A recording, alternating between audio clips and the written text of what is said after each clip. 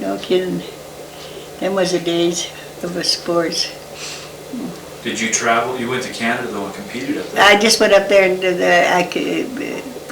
she came here and we skated and we did well. And then I went up to Canada, but then the second year she died. This young girl died. And then she went up the second time to see him. She had died. And her father owned the bus drive. They had buses there then in Quebec. And they used them buses to take you around to show you different places. You took the train when you went up there? We went the train, yes. I went up and asked Dr. Potter,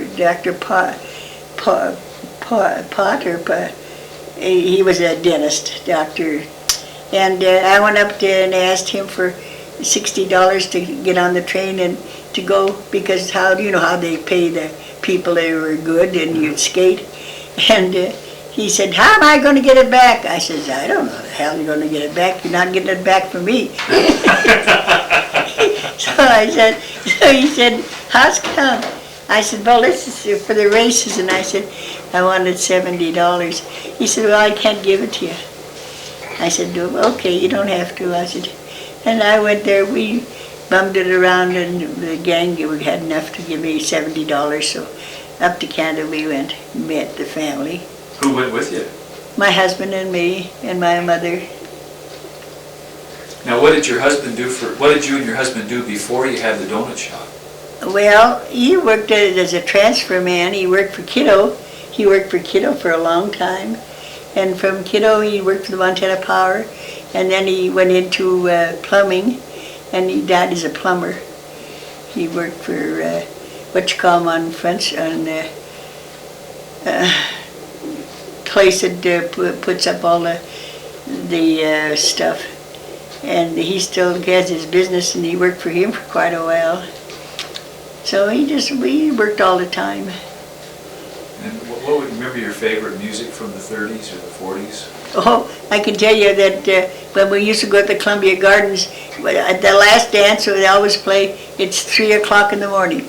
It was the last dance, and that was when you had to be sure your boyfriend was with you, or the guy who took you was looking for you, because that was the last dance. And that was 3 o'clock in the morning. What were the other dance halls in Butte? Well, we had the one on front, down there, where got his fish shop on Harrison Avenue. There used to be a dance hall upstairs there. And they had more hunky-dory places like for private dancing. Was the Winter Garden big? Huh? The Winter Garden? Oh yeah, the Winter Garden was there for a long time. That was down on Main. Where was that on Main? Montana. On Montana? Yeah, where the hardware store is Yeah, now. where it is now. I get all mixed up on the streets. That was sort of fancy, or what? Oh yeah, we used to bowl there at last a lot at the Winter Garden. Were you ever in the Silver Boat Club? Just once in a great while we go there.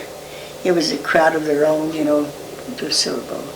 What about the Silver City Club? You ever go in there? Oh, we down there, that's where the colored boys were.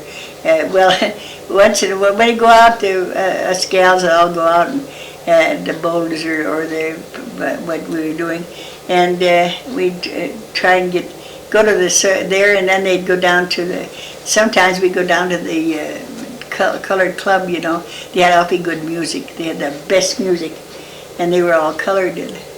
And we'd go down there, and I was always scared to go down there for fear they'd raid the joint and get pinched. So I never went too often. I never went down to play. So we go over town one day, and my girlfriend was going over the street with me, and this colored boy said to her, to the girl, "We had a good time, didn't we? That you danced very well." She said, "I enjoyed it," she said. And I said, "See there?" I said, "You got them all talking to you now." But I never made a habit of going there before. I was always scared to get pinched. What was it like inside there, do you remember? Well, it was nice. It was very popular. It was clean, and always sitting deals around the hall. We had, you sit up higher off of the floor and that, but it was really nice. Did you know Grace Yamer? Did you ever talk to her? Who? Grace Yamer, the black lady that ran it? No, I would never talk to her too much. I never went up there, I tell you. Yeah. I never went up there. And then we always went down, and then when I went to Spokane from here, I always went to the Nigger Club.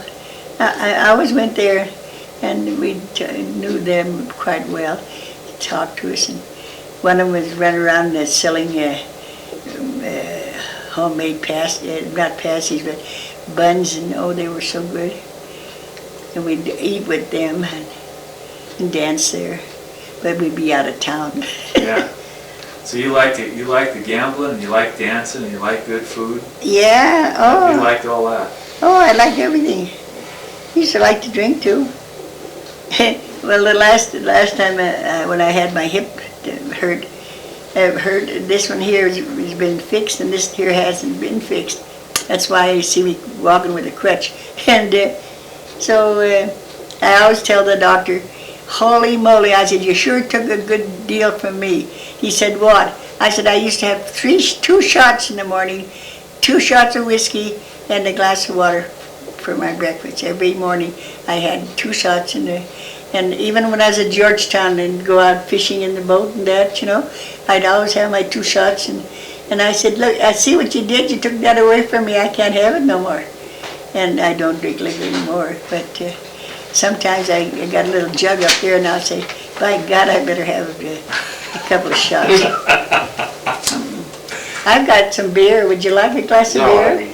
No, thanks. Would you? Rosie. There's some No, beer in thanks. the icebox there. Yeah. My son-in-law comes down, and I buy him a 6-pack because he'll drink 3, and then he leaves a couple for the next day. Jack Pusich. He's married to Gayleen. You know Mayor Hosworth? I just knew him. Okay. Yeah. Well, I wonder if you have a couple pictures that we can take a picture of? There's one of her skating. But that was a cute place. This is And we used to get Mom a and Dad. square of candy like. There was a park right down the street on 2nd Street. Do you On remember? the skate, the Clark's Park. No, there was one right up here on 2nd Street, where Hepkin is. Do you remember that at all?